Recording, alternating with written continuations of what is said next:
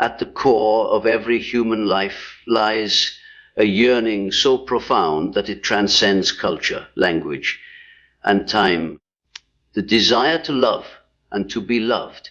It is not merely a sentimental wish, nor a passing emotion, but the most fundamental expression of the psyche's drive toward wholeness. Love is the bridge that unites the fragmented parts of ourselves. And to be loved is to be seen, acknowledged, and affirmed in our deepest reality. This desire manifests not only in our relationships with others, but in the inner drama of the soul. To love is to reach outward, to pour oneself into another, to embrace the mystery of life beyond the ego. To be loved is to receive, to allow the other and the world itself to confirm that we are worthy of existence. Yet this simple longing is rarely simple in its unfolding. Shadows distorted, fears wounded, illusions corrupted, but still the desire endures because it is archetypal. It reflects the deepest truth of the self, that we are not made to remain divided, but to find unity within, between, and beyond. The desire to love and be loved is not a trivial longing, nor a luxury reserved for moments of sentiment. It is the very heartbeat of the psyche, the most fundamental drive that shapes human life, from birth until death, when an infant first reaches for the mother. The gesture is not only physical but symbolic, an instinctive expression of the yearning for connection. In the arms of another, the child finds confirmation of existence. I am here, I am held, I am loved. From that primal moment, the quest continues, unfolding through every stage of life, taking on countless forms, but always carrying the same essence. The search for unity, for belonging, for the deep assurance that one's being matters in the eyes of another. This longing is not merely psychological, it is archetypal. It reflects the image of the self, the archetype of wholeness, which always seeks to overcome division, to unite what is fragmented, to bring into harmony what is split.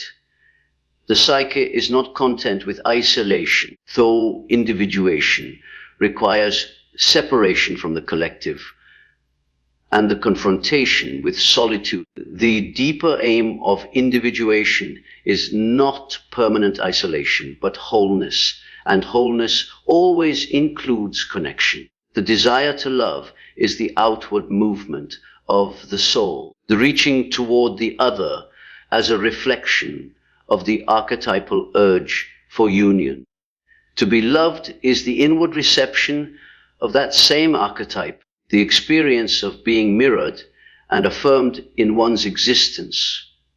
In this reciprocity, the human being touches the deepest rhythm of life, the dance of giving and receiving, of embracing and being embraced, of recognizing and being recognized.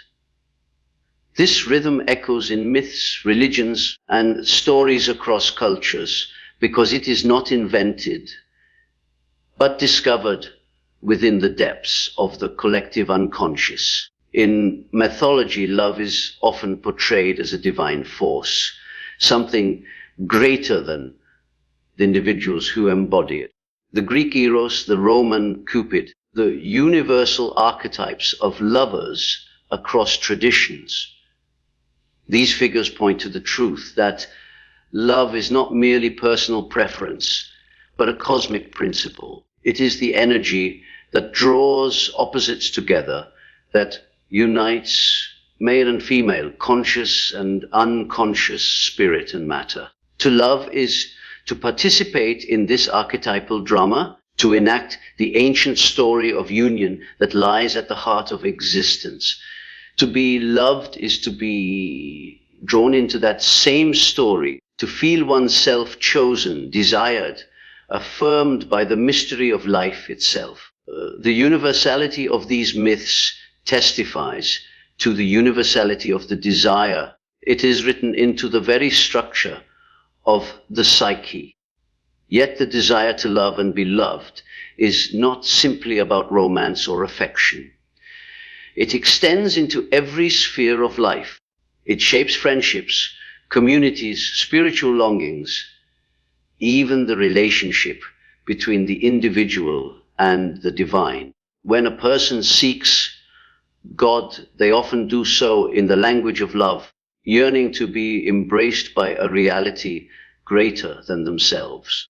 Mystics throughout history describe their union with the divine in terms of passionate love, for nothing else captures the intensity of the experience. Likewise, when individuals give themselves to causes, to art, to visions larger than themselves, they are enacting the same archetypal desire to pour out love into something beyond the ego and to receive affirmation in return. The reason this desire feels so fundamental is that it addresses the core wound of human existence, separation.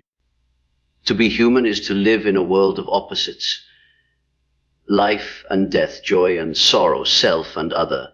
This polarity creates tension, fragmentation, a sense of incompleteness. The psyche longs to heal this split, to find unity in the midst of division. Love is the archetypal answer to this longing. It promises reconciliation, the coming together of what is divided. When you love, you transcend your isolation by reaching toward another. When you are loved, you experience the healing of separation through recognition. In both directions, the archetype of wholeness reveals itself, whispering that unity is possible even in a fractured world. The drive toward love is also what shapes much of human suffering, because the desire is so fundamental, its frustration wounds deeply. To feel unloved is not merely to lack affection, but to experience a rupture in the core of one's being. It awakens despair, loneliness, even a sense of meaninglessness. The psyche interprets rejection not simply as social exclusion, but as existential threat. Likewise, to feel unable to love, whether through fear, trauma, or repression, creates a sense of inner death. Without the capacity to give and receive love, life becomes mechanical, hollow, devoid of its deepest rhythm. Thus, the archetype that promises wholeness also threatens agony when it is denied. The universality of this desire explains why it pervades art, literature, music, and culture. Nearly every poem ever written, every song sung, every story told has at its root this fundamental theme: the longing to love and be loved. This is not accidental but inevitable. Artists are the translators of archetypes, and in love they find an inexhaustible source of inspiration because it speaks to the core of human reality. When people resonate with such works, it is because they are hearing their own unconscious reflected back to them. They recognize in art the archetype of love that stirs within their own soul. At the psychological level, this desire also drives relationships in ways both conscious and unconscious. People seek partners, friends, communities, often not fully aware that beneath their specific preferences lies the universal longing for recognition and unity. Even destructive relationships can be traced back to this archetypal desire. A person may remain bound to one who harms them because, despite the pain, the relationship offers a distorted form of affirmation. The unconscious seeks love so desperately that it will cling even to toxic forms, mistaking them for the real thing. This is why awareness is crucial.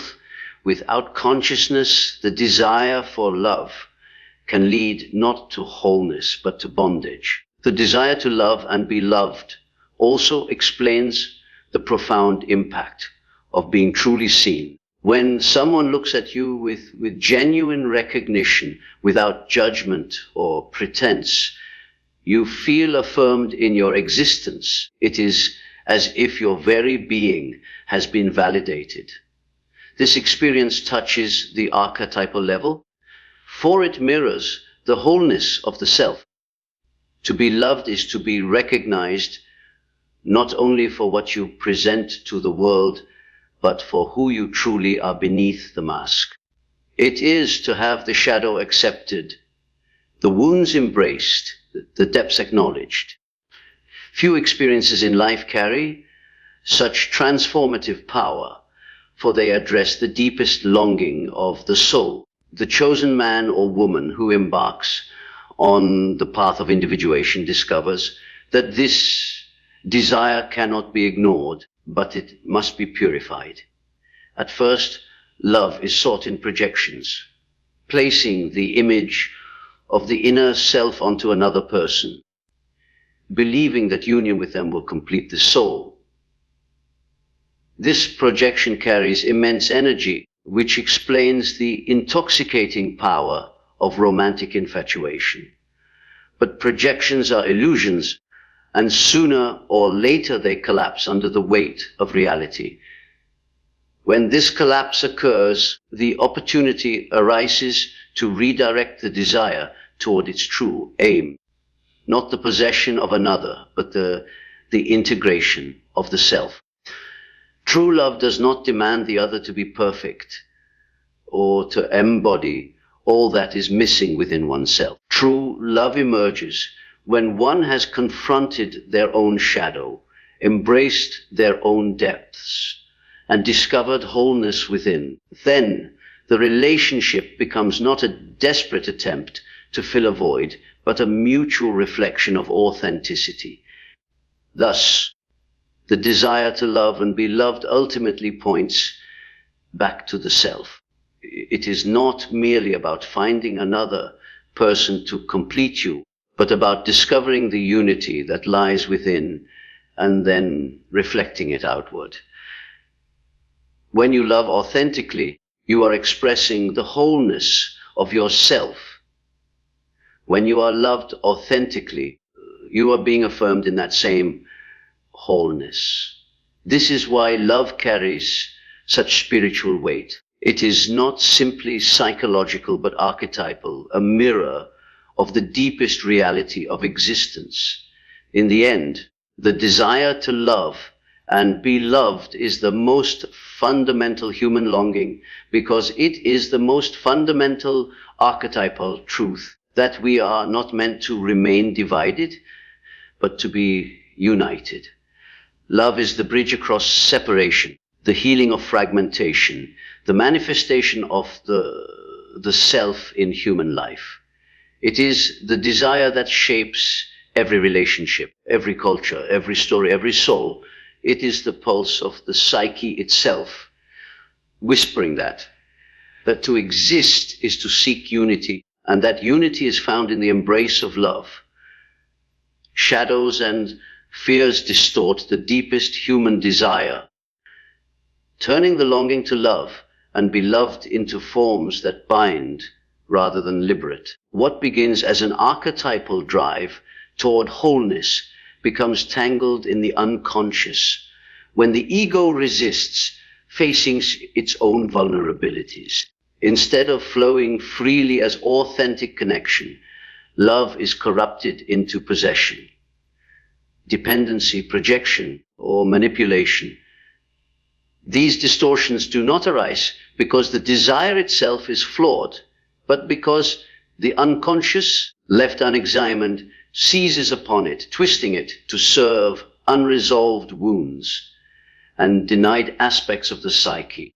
The tragedy is that people often mistake these distortions for love itself, perpetuating cycles of suffering in the very realm that was meant to bring healing and unity.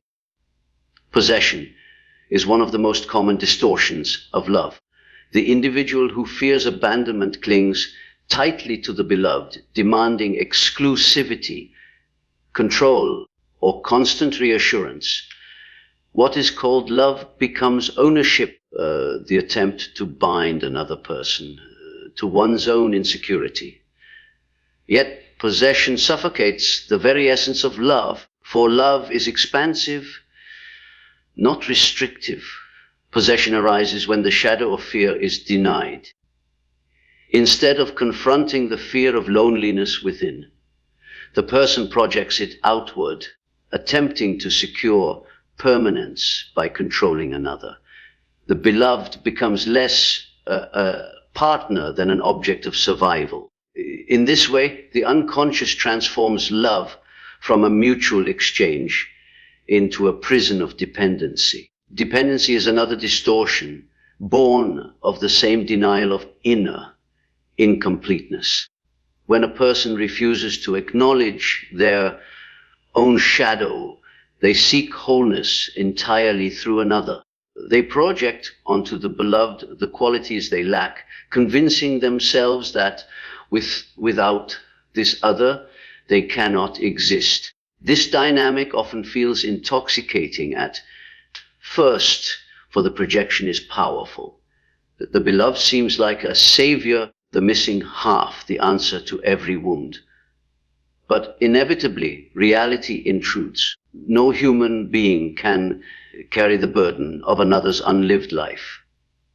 The beloved disappoints, the projection collapses, and the relationship that once felt like salvation dissolves into bitterness or despair. Dependency masquerades as devotion, but in truth it is an evasion of the deeper task to confront one's own incompleteness and integrate it within. Projection is perhaps the most insidious distortion of love, for it disguises itself as authentic passion. In projection, one takes the archetypal image of the self, the inner wholeness, and casts it onto another person. The beloved is no longer seen for who they are, but as a screen upon which the unconscious plays its fantasies. This explains the overwhelming force of infatuation, the sense that one has discovered the perfect other. But this perfection is illusion. The beloved has been idealized, made into a symbol rather than a person. When the projection eventually fades, the lover feels betrayed, as though the beloved has changed, when in truth it was the illusion that collapsed. Projection transforms love into illusion, and without awareness, it perpetuates cycles of enchantment and disillusionment, leaving both parties wounded. Fear, too, corrupts love by erecting barriers that prevent genuine intimacy. The fear of vulnerability convinces people to guard themselves, to offer only fragments of their soul while withholding the rest. They long to be loved, but present masks instead of truth, fearing that if they are truly seen, they will be rejected. In this way, love is sabotaged before it can even take root. The relationship becomes a dance of masks rather than a meeting of souls. Others fear betrayal so deeply that they sabotage love intentionally, pushing others away before they can be hurt. These defenses are understandable, for they emerge from wounds of the past. Yet they prevent the very fulfillment the soul longs for. Fear creates the paradox of desiring love while destroying its possibility. Resentment is another shadow that poisons love. When unacknowledged wounds accumulate, they fester into bitterness. Instead of addressing pain directly, the unconscious allows it to seep into interactions as criticism, withdrawal, or hostility. love becomes burdened with unspoken grievances, and the beloved is treated not as a partner, but as the embodiment of every unresolved conflict.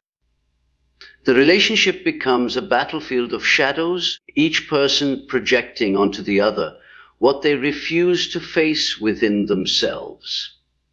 Without awareness, resentment accumulates until it eclipses affection, transforming love into a weapon of punishment rather than a source of healing. Jealousy, too, emerges as a distortion of the fundamental desire. At its root, jealousy reflects the fear of inadequacy, the shadowed belief that one is not enough. Instead of facing this insecurity, the unconscious externalizes it, interpreting every interaction of the beloved as a threat. Jealousy corrodes trust, turning love into suspicion. It demands constant proof, constant vigilance, constant sacrifice. The beloved becomes trapped in a cage of scrutiny, and the relationship suffocates under the weight of mistrust. There's that jealousy, meant to secure love, often destroys it, for it arises not from love itself, but from fear unacknowledged. These distortions reveal how fragile the fundamental desire becomes when the unconscious is denied. The archetype of love calls for wholeness, for mutual recognition of the self in another. But when the shadow is ignored, the unconscious hijacks the desire, twisting it into forms that serve its own unresolved needs. What could have been a path toward unity becomes a cycle of possession, dependency, projection, fear, resentment. And jealousy's result is suffering, not because the desire itself is false, but because it has been corrupted by unconscious forces. To heal these distortions, one must turn inward. The first step is to acknowledge that the shadow exists. Every person carries within them envy, fear, insecurity, the capacity for control and manipulation. To deny these qualities is to leave them in the unconscious, where they distort the desire for love. By bringing them into awareness, they can be transformed. Fear of abandonment, when admitted, can be met with the recognition that no other can provide ultimate security. Insecurity, when faced, can be addressed through self-acceptance rather than projected as jealousy. The longing for wholeness, when understood, can be directed inward through individuation rather than outward as dependency. Integration of the shadow does not eliminate the desire to love and be loved. It purifies it. Once the unconscious distortions are recognized, love becomes freer, more authentic. It ceases to be a desperate attempt to complete oneself through another and becomes a conscious choice to share wholeness. To love authentically is not to possess, but to honor the other's freedom. It is not to depend, but to walk alongside. It is not to project perfection, but to embrace reality. It is not to hide behind fear, but to risk vulnerability. It is not to accumulate resentment, but to address wounds honestly. It is not to succumb to jealousy, but to cultivate trust. Such love is not it knows the shadow, but it refuses to be ruled by it. The path towards such love is difficult, for it requires continual awareness. The unconscious is never fully conquered. It always lurks, waiting to distort. But with vigilance, with honesty, with humility, one can discern when fear masquerades as love, when possession disguises itself as devotion, when projection pretends to be passion. Each time these distortions are recognized, their power diminishes. Each act of awareness strengthens the possibility of authentic love. The fundamental human desire remains constant, to love and be loved. But whether this desire becomes a source of wholeness or of suffering depends on the degree of awareness brought to it. Shadows and fears will always accompany the journey, but they need not dominate it. When integrated, they enrich love, adding depth and realism. When denied, they poison it, leaving the soul entangled in illusions. The task, then, is not to escape the shadows, but to illuminate them, to face the fears, to transform the distortions into opportunities for growth. In doing so, the most fundamental desire fulfills its true purpose, not as bondage, but as the path to unity and wholeness. True love emerges only when the self is integrated, for without integration, relationships become projections of the unconscious rather than reflections of authenticity. The self is the archetype of wholeness, the center that unites both conscious and unconscious elements of the psyche. To embody the self is to reconcile the opposites within, the shadow and the persona, the masculine and feminine, the instinctive and the spiritual. Until this reconciliation begins, love is often distorted into attempts to complete oneself through another, binding the relationship to illusion. Authentic love requires that one first encounter and embrace the depths of one's own psyche, for only then can the other be seen not as a savior or an object of possession, but as a soul in their own right. To love authentically is to mirror wholeness, not to fill emptiness. When two individuals approach one another without integration, the relationship is fraught with projection. The unconscious seeks what is missing in itself and casts it onto the other.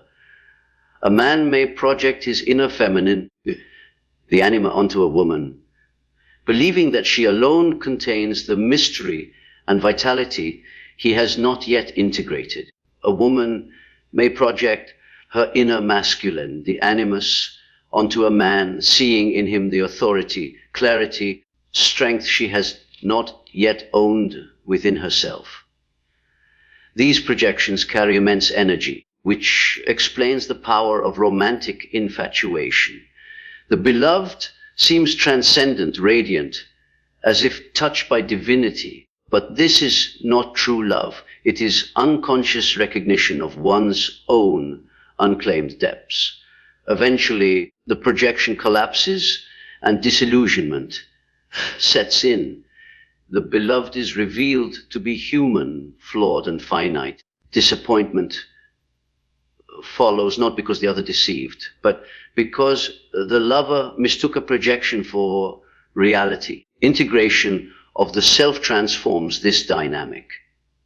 When a man integrates his anima, he no longer needs to find wholeness solely through a woman. He embodies his inner vitality, intuition, and relatedness. When a woman integrates her animus, she no longer seeks to be completed by a man's authority or strength.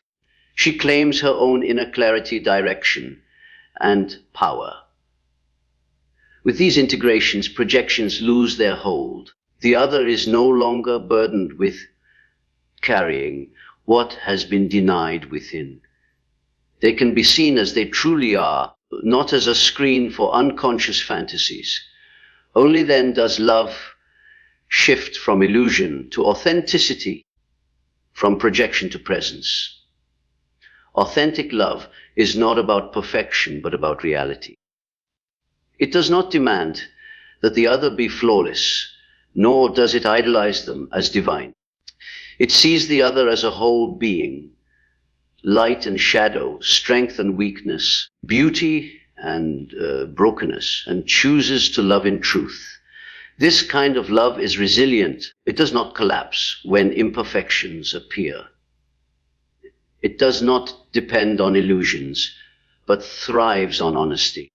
It allows for growth, for conflict, for transformation, because it is rooted not in fantasy, but in the integrated wholeness of the self. The self also alters the way one receives love.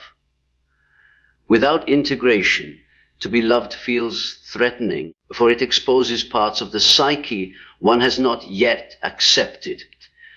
Compliments may be dismissed, affection distrusted, intimacy feared, because the ego cannot bear to acknowledge what the unconscious has rejected.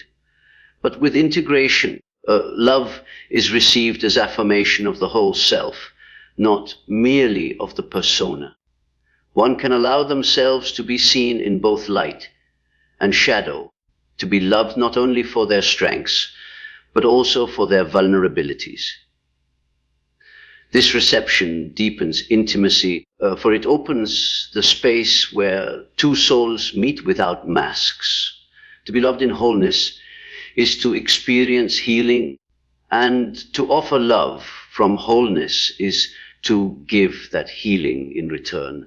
Authentic love mirrors the self in another. It is not possession, which seeks to control, nor dependency, which clings for survival, nor projection, which mistakes illusion for truth.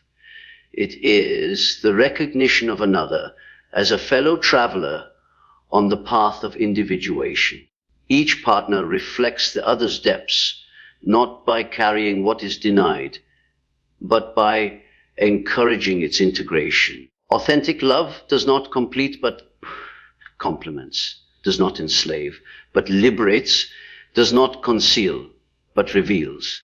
It becomes a mirror of the self's wholeness, a relationship in which both individuals are free to grow, to fail, to change, and yet remain bound by truth rather than illusion. This kind of love also transcends the personal, because the self is archetypal. Authentic love carries a sense of sacredness. It feels larger than two individuals, as though it participates in a mystery beyond them. Myths and religious traditions echo this truth. The union of lovers often symbolizes the union of opposites, the reconciliation of heaven and earth, the return to primordial unity. When love is rooted in the self, it awakens this archetypal resonance. The relationship becomes not only personal fulfillment, but participation in the cosmic drama of wholeness. To love authentically is to enact in miniature the union that the self always seeks on a larger scale. The integration required for such love demands courage. It requires facing the shadow, acknowledging envy, anger, fear, and selfishness without denial. It requires claiming dissound qualities, accepting that one contains not only virtue, but also vice, not only beauty, but also ugliness. It requires embracing the anima, or animus, confronting the inner other, and integrating its energy into consciousness. This work is not easy, and many resist it, preferring the comfort of projections. But without it, love remains bound to illusion, fragile and fleeting. With it, love becomes authentic, grounded, and enduring. Authenticity in love also transforms conflict. In relationships dominated by projections, conflict often becomes destructive, for each person accuses the other of embodying what they refuse to admit in themselves. Arguments spiral into blame, resentment, and alienation. But in authentic love, conflict becomes opportunity.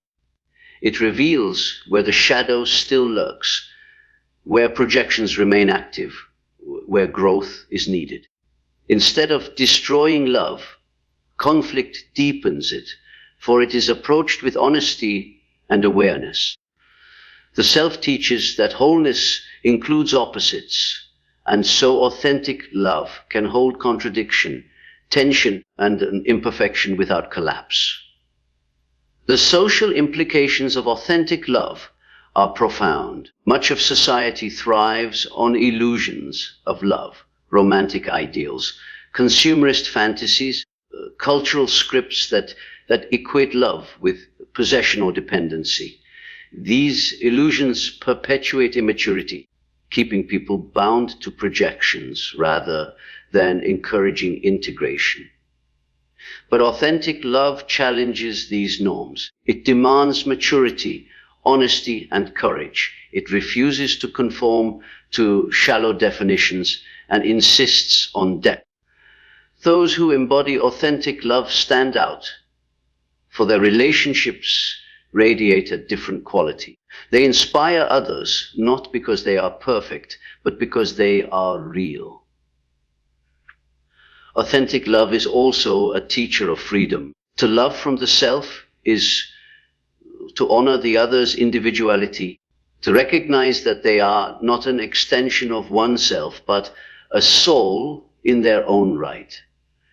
It is to celebrate their difference, to support their growth even when it diverges from one's own desires. Possession dissolves, for love does not enslave. Dependency dissolves, for love does not demand completion. Illusion dissolves, for love does not mistake projection for reality. In this freedom, love flourishes, for it is not bound by fear, but guided by truth. The journey toward authentic love is lifelong. Integration of the self is never complete. It unfolds gradually, layer by layer, through experiences, relationships, and inner work. Each relationship becomes an arena of transformation, revealing new aspects of the shadow, new projections, new opportunities for integration. Love, then, is not static but dynamic. It evolves as the self unfolds, becoming deeper, truer, more reflective of wholeness.